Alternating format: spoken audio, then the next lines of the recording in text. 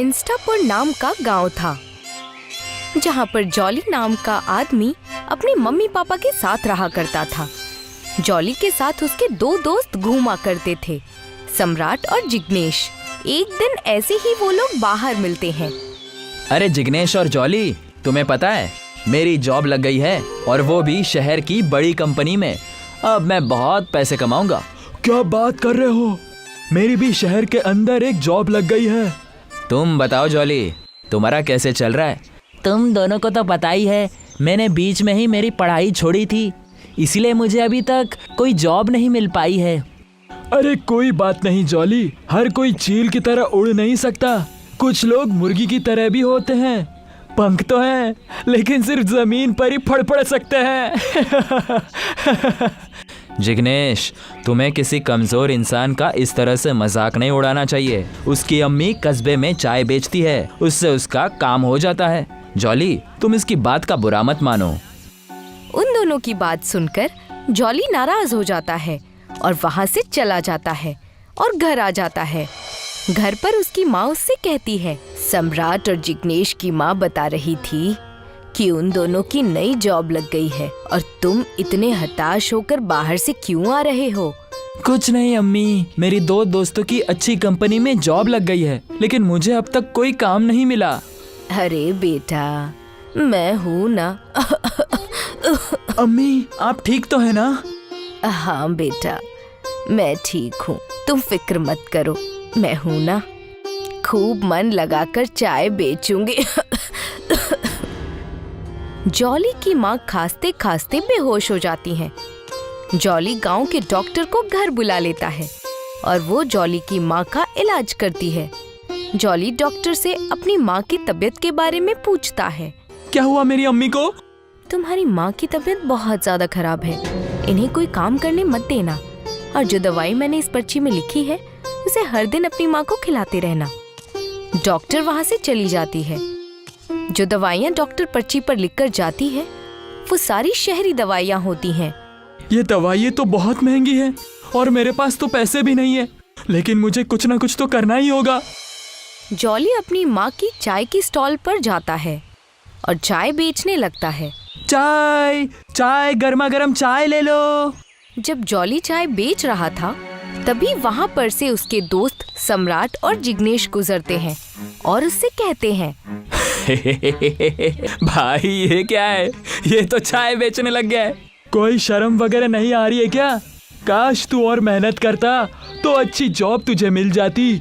Jolly गुस्से में जिग्नेश को जवाब देता है, क्या मतलब है तुम्हारा मेहनत से? हाँ, चाय वाले मेहनत नहीं करते क्या?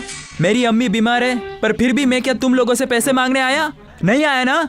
तो गुस्सा क्यों हो रहा है? बस हम ये बता रहे थे कि हम दोनों शहर जा रहे हैं। ठीक है जॉली, हम चलते हैं, तो यहाँ चाय बेच।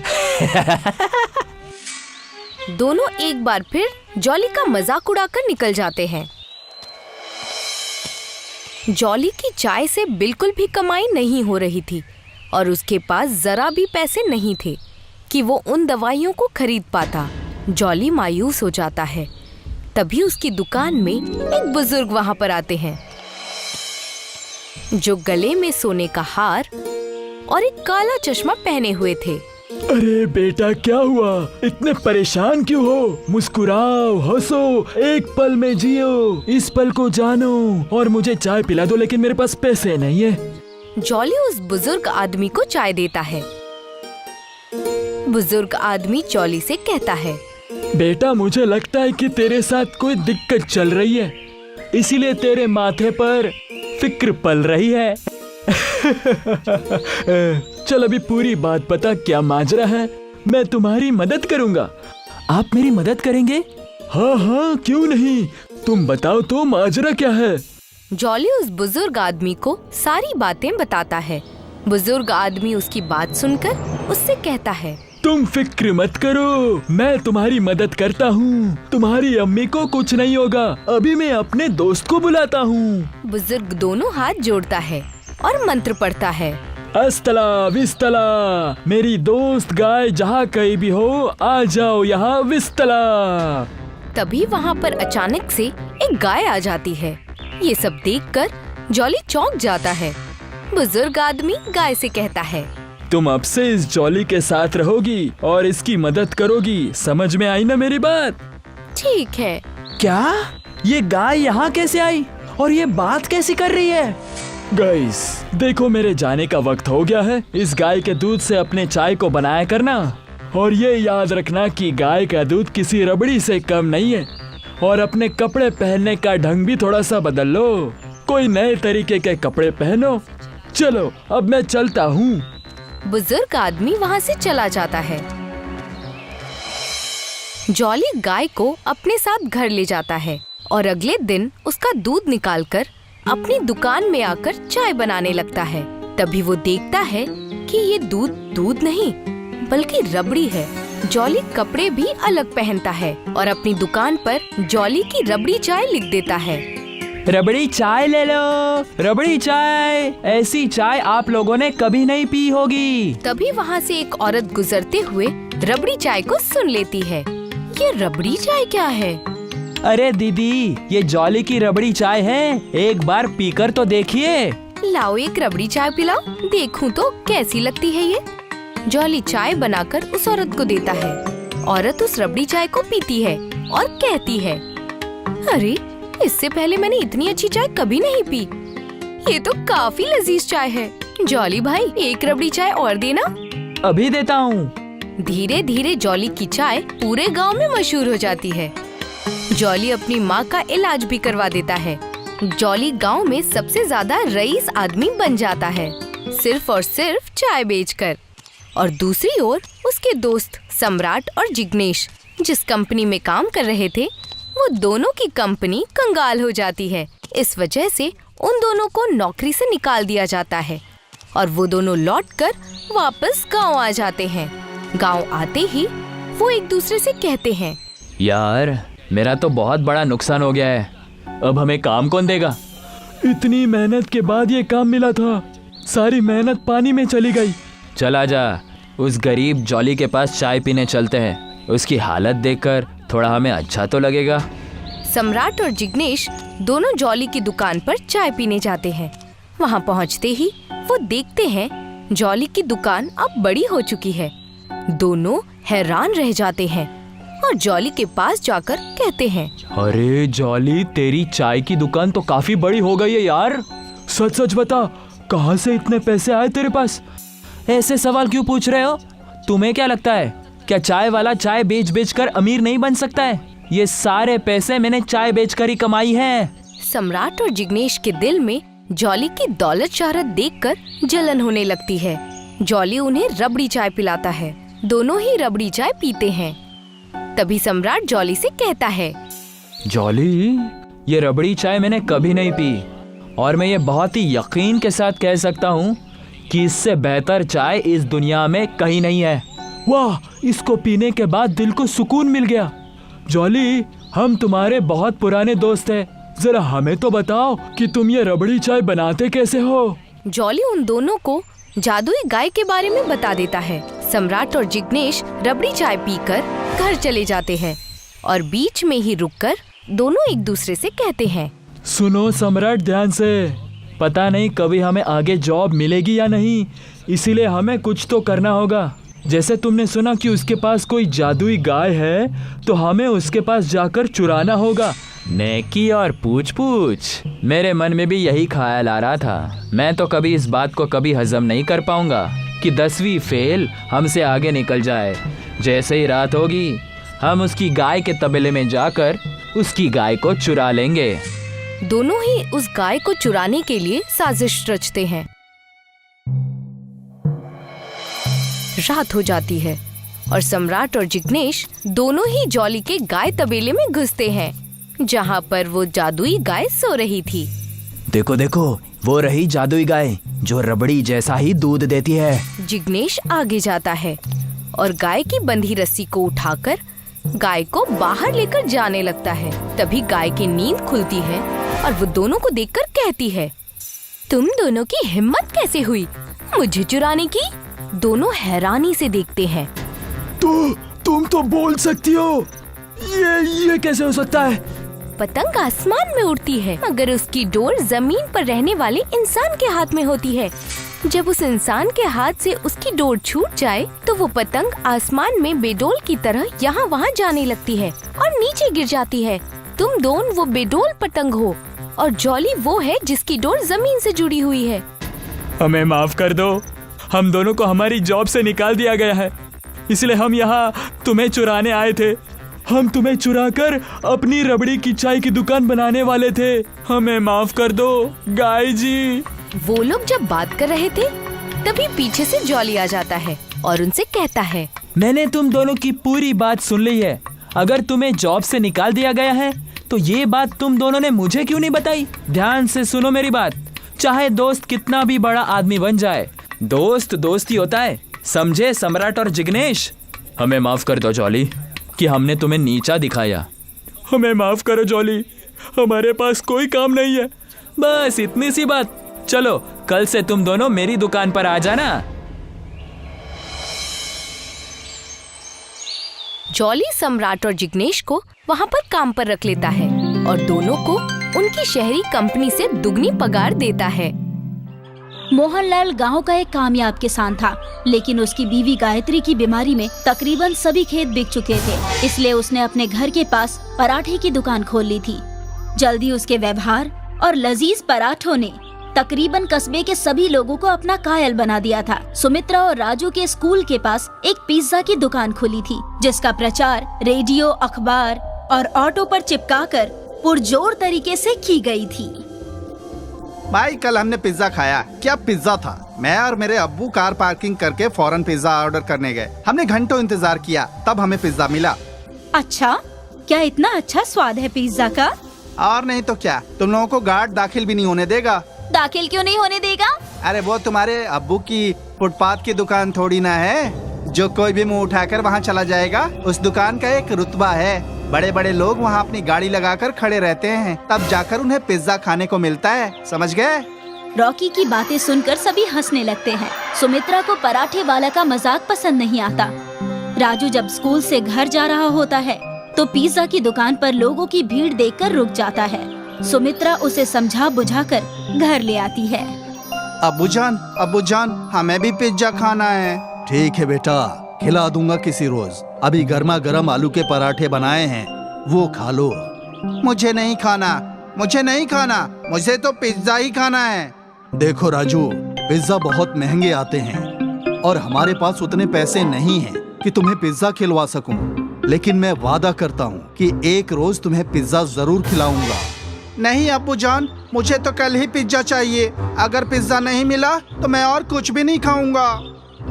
राजू, जिद मत करो। अब्बू कह रहे हैं ना कि एक दिन हमें पिज्जा खिलाने जरूर ले जाएंगे। नहीं बाजी, मुझे तो कल ही पिज्जा खाना है। रॉकी भाईजान ने स्कूल में बताया कि पिज्जा कितना जायकेदार होता है। अरे राजू, वो डॉक्टर का बेटा है, उसके पास बहुत सारे पैसे हैं। चल अब खाना खा। पराठे खाकर बच्चे सो गए, लेकिन मोहनलाल की आंखों से नींद बिल्कुल गायब थी। वो अपनी गरीबी को कोस रहा था कि कितना बेबस है वो, जो अपने बच्चों की मामूली खाने की ख्वाहिश भी पूरी नहीं कर सका। उसकी आंखों में आंसू आ गए। सोचते सोचते न जाने कब उसे नींद आ गई। कल सुबह बच्चे स्कूल गए। आज भी पूरे स्कूल में पिज्जा के ही चर्चे हो रहे थे। दोस्तों, कल मेरा यौम पैदाइश है और कल शाम को मेरी तरफ से जश्न है जिसमें हम पिज्जा पार्टी करेंगे। कल इतवार है और स्कूल की भी छुट्टी होगी। सभी कल शाम को अच्छे अच्छे कपड़े पहनकर आना। ओके भैया, हम भी आएंगे ना? हमें नहीं बोला आपने? नहीं, तुम लोग वहाँ शामिल नहीं हो सकते।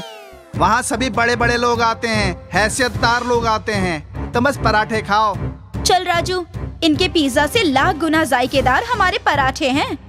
अरे जाओ जाओ, बंदर को क्या पता कि अदरक का स्वाद क्या होता है। स्कूल के बाहर जो पिज्जा का पोस्टर लगा है ना, बस उसे ही देखते रहो और पराठे खाओ। समझना कि पिज्जा खा रहे हो। रॉकी, ऐसा नहीं कहते। चलो सुमित्रा, इसे तो ऐसे ही बोलने की आदत है। राजू की फोटो देखकर पराठा खाने वाली बात पर सब हंसने लगते हैं। सुमित्रा और राजू को बहुत बुरा लगा। दोनों घर आ गए। अरे राजू, यूं मुंह लटकाए क्यों खड़े हो?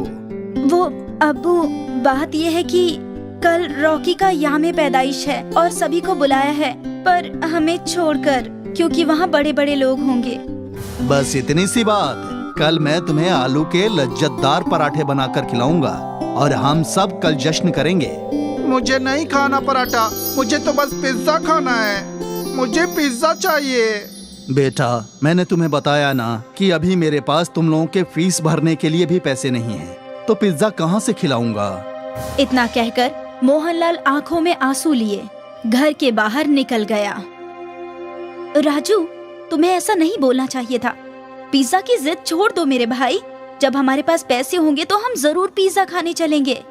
आज तक कभी हमारे पास पैसे हुए हैं क्या? सब नए नए कपड़े पहनते हैं और हम 2 साल से एक ही कपड़े पहनते हैं। क्या हम कभी पिज्जा नहीं खा पाएंगे बाजी? ऐसी बात नहीं है मेरे भाई, हम लोग पिज्जा एक दिन जरूर खाएंगे। उस रात राजू ने खाना नहीं खाया। घर में किसी ने खाना नहीं खाया। सुबह मोहनलाल उठा और बाजार चला गया। वापस आया तो देखा कि राजू अभी तक सो रहा था। सुमित्रा से पता चला कि राजू अभी भी रूठा हुआ है, खाना भी नहीं खाया है। उठो बेटा, मैं आज तुम्हें पिज्जा पराठा खिलाऊंगा। चलो उठो।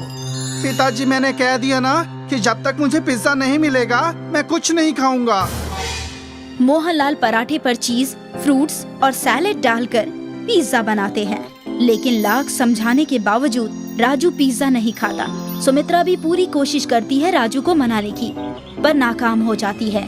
आज फिर सभी भूखे पेट ही सो जाते हैं। आधी रात को राजू को जोर से भूख लगती है। वो बावर्ची खाने में जाकर रखा हुआ पराठा पिज्जा खाता है। उसे बहुत अच्छा लगता है।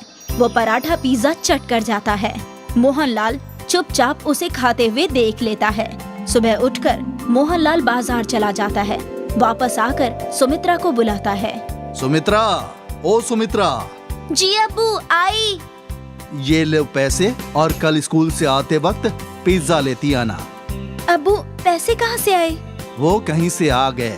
और हाँ, मैंने टिफिन में पिज्जा पराठा रखा है, खा लेना याद से।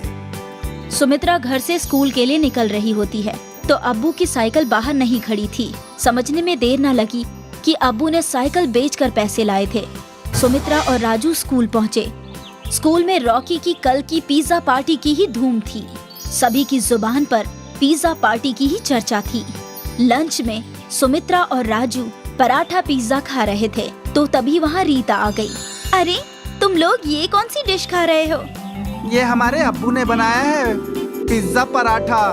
हाँ, ये स्पेशल डिश अब्बू ने बनाई है। लो, तुम भी खाओ, बहुत ही जायकेदार है। अरे वाह, ये तो हकीकत में बहुत जायकेदार है। ये तो बहुत ही अच्छा पराठा पिज्जा है। देखो, आओ देखो, पराठा पिज्जा कल के पार्टी वाले पिज्जा से कई गुना ज्यादा जायकेदार। सुमित्रा, मुझे भी एक टुकड़ा दो ना। हाँ, ये लो रॉकी, तुम भी खाओ। वाह, वाकई ये कितना लज्जतदार है पराठा पिज्जा। ऐसा तो मैंने अपनी जिंदगी में कभी नहीं खाया था। जल्द ही पूरे कस्बे में पराठा पिज्जा की चर्चा फैल गई। सुमित्रा ने अब्बू को पराठा पिज्जा बनाने की सलाह दी। अब उनकी दुकान पर भीड़ लगने लगी थी और पिज्जा की दुकान में खरीदार लगभग कम जाने लगे। पिज्जा की दुकान बंद होने की नौबत पे आ गई। तभी एक दिन पिज्जा दुकान के मालिक खुद मोहनलाल की दुकान पर आए। मोहनलाल जी, आपके पिज्जा पराठा का बड़ा नाम सुना था, आज चख भी लिया। वाकई बहुत लाजवाब है। वाकई आपके हाथों में तो जादू है। शुक्रिया जनाब। क्यों ना हम दोनों मिलकर साथ काम करें। आप मेरी दुकान का इस्तेमाल कीजिए, मैं फराहमी और कारोबार की तशहीर देख लूंगा। जो भी नफा होगा आधा आधा बांट लेंगे। मोहनलाल को ये कारोबारी अच्छी लगी। दोनों मिलकर साथ साथ काम करने लगे। पराठा पिज्जा का जायका और अच्छी तशहीर जल्द ही उनकी दुकान कई शहरों में खुल गई। अब मोहनलाल सेठ मोहनलाल कहलाने लगा और शहर में आलीशान बंगले में रहने लगा। जगदीश का रेलवे स्टेशन पर भेल का ठेला था। आने जाने वाले मुसाफिर बड़े मजे से जगदीश की भेल खाया करते थे। सब कुछ बढ़िया चल रहा था। वो रोज खुशी खुशी घर आता और अपनी बीवी को रोज की कमाई दिया करता था।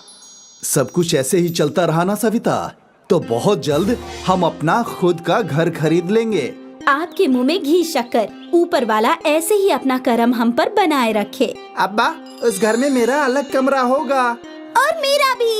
हाँ बिल्कुल। कुछ माह बाद जगदीश के ठेले पर पुलिस आई। तुम्हारा ये ठेला गैर कानूनी है, तुम्हें हमारे साथ पुलिस स्टेशन चलना होगा। लेकिन साहब, मैं सालों से यहाँ ठेला लगा रहा हूँ। वो सब हमें नहीं मालूम, हमारे साथ पुलिस स्टेशन चलो। जगदीश पुलिस स्टेशन पहुँचा तो इंस्पेक्टर ने उसे इंतबाह किया। जल्द से जल्द अपना ठेला खाली कर दो, वरना गैर कानूनी ठेला लगाने के जुर्म में तुम्हें अंदर कर सकता हूँ। लेकिन साहब, मैं कहाँ जाऊँगा वो हमें नहीं मालूम, बस जल्द से जल्द वो ठेला वहाँ से हटा लो। इंस्पेक्टर की इंतबाह सुनकर जगदीश परेशान हो गया। वो सीधे अपने घर गया और अपनी बीवी को सब कुछ बता दिया। अब हमारा क्या होगा, हम कहाँ जाएंगे? आप फिक्र मत कीजिए, ऊपर वाला ही हमारी मदद करेगा। हमें कोई ना कोई रास्ता जरूर मिल जाएगा। अब उसका ही यकीन है, मैं कुछ देर में वापस आता हूँ। जगदीश घर से निकला और अपने ठेले के बारे में सोचने लगा। अब मैं क्या करूँगा, अपना ठेला कहाँ लगाऊंगा? क्या मैं अपना और अपने खानदान का गुजारा कर पाऊंगा? ऐ ऊपर वाले। ये सोच सोच कर जगदीश परेशान था। उसका रास्ते पर तवज्जो ही नहीं था। उसे पीछे से आने वाले ट्रक के हॉर्न की आवाज भी सुनाई नहीं दी और धड़ाम, उस ट्रक ने जगदीश को उड़ा दिया।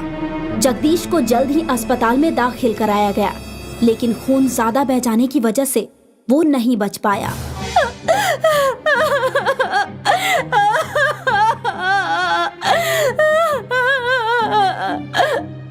जगदीश के हंसते खेलते खानदान की खुशियां छिन गई।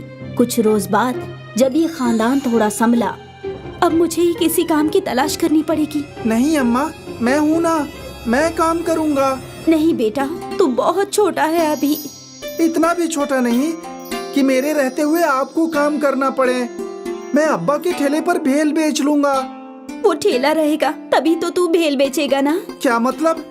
उस रोज तेरे अब्बा उसी फिक्र में मारे गए। पुलिस ने तेरे अब्बा के ठेले को गैर कानूनी बताया और कहा कि जल्द से जल्द उसे खाली कर दिया जाए। अब हम क्या करेंगे अम्मा? मालूम नहीं, पहले चल ठेला खाली करते हैं। सविता और उसके बच्चे ठेले पर पहुँचे और ठेला खाली करने लगे। तभी पास ही ठेला लगाने वाला एक शख्स उनके पास आया। आदाब भाभी जान, भाईजान का सुनकर बड़ी तकलीफ हुई। बड़े अच्छे दोस्त थे हमारे। अगर आपको हमारी कोई मदद की जरूरत हो तो जरूर बताइएगा। भाईजान, अब उनके जाने के बाद मुझे कोई ना कोई काम तो करना ही होगा।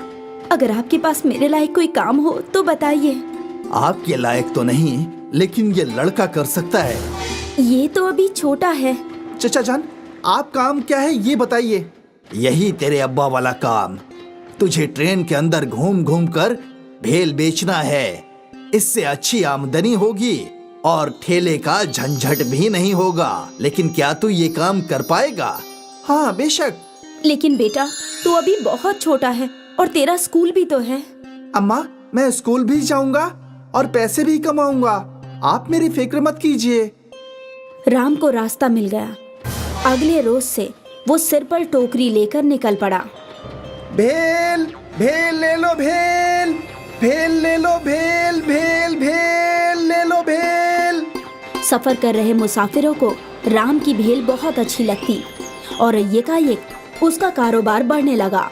अब से रोज सुबह वो स्कूल जाता और स्कूल से लौटकर 4-5 घंटे ट्रेन के अंदर भेल बेचा करता था और कमाए हुए सारे पैसे अपनी माँ के हाथ में रख देता।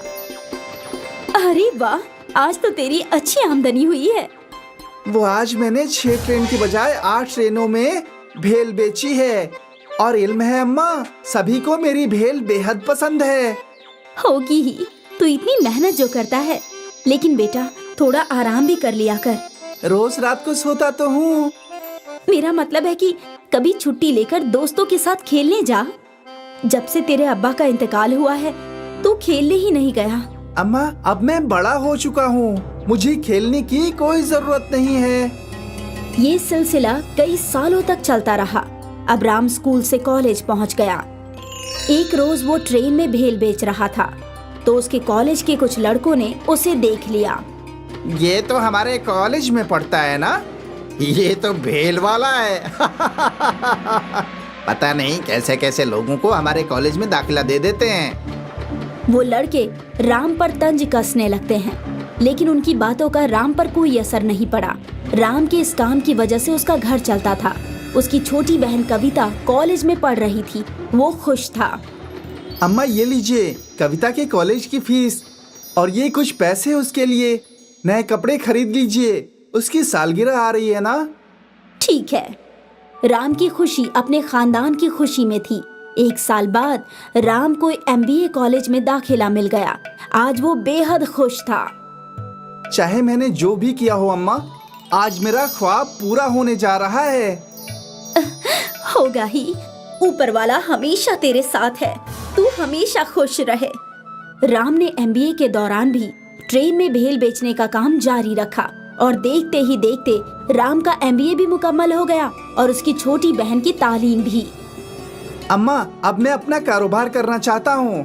किस चीज का कारोबार? चाय और नाश्ता। क्या मतलब?